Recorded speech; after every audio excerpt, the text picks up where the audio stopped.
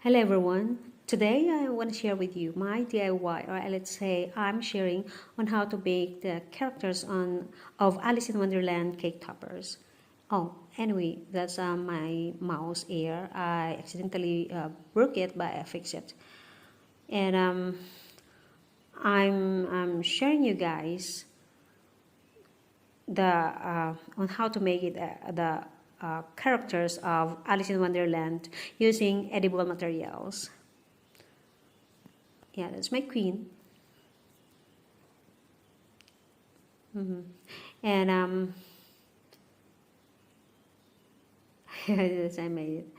Anyway, the celebrant is a boy, so it's not Alice in Wonderland. I made it Charlie in Wonderland. Oh, that's the cake. Oh, after 1.5 hours of traveling, the cake was deformed and a lot of broken pieces, but I managed to fix it. But not as beautiful as before. Those cards are edible.